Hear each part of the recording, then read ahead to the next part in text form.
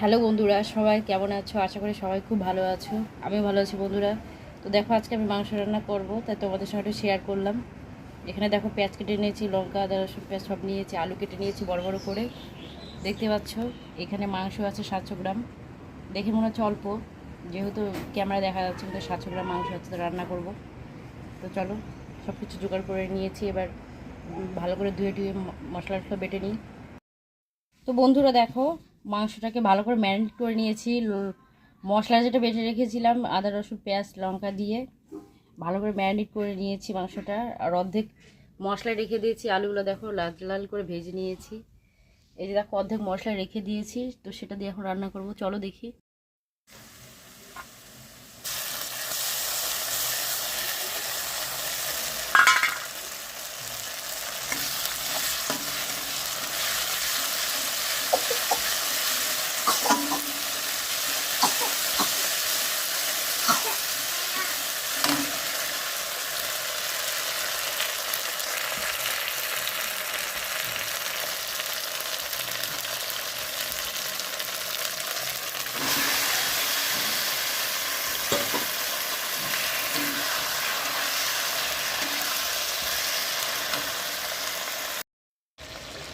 তো বন্ধুরা দেখো, মশলাটা দেওয়ার পরে লাল লাল করে ভেজে নেওয়ার পরে মাংসটা দিয়ে তখন থেকে নেড়ে যাচ্ছি।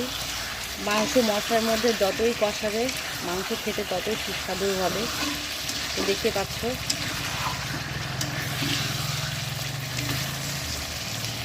ভালো করে কষিয়ে নিচ্ছি।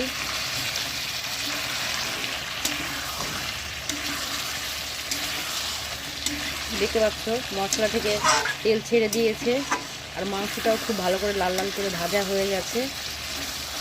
তো এখন আমি জল দিয়ে দেব। তো বন্ধুরা দেখো, আমার সুন্দর করে মাংসটাকে কষানো হয়ে গেছে। আমি জল দিয়ে দিলাম, যতটুকু ঝোলের প্রয়োজন ততটুকু জল দিয়ে দিলাম, দিয়ে সুন্দর করে ফুটিয়ে শাহি গরম মশলা দিয়ে নামিয়ে নেব। লাল লাল ঝাল ঝাল মুরগির মাংস এভাবে রান্না করে খেয়ে দেখবে, খেতে হেভি লাগবে। দেখতে পাচ্ছ।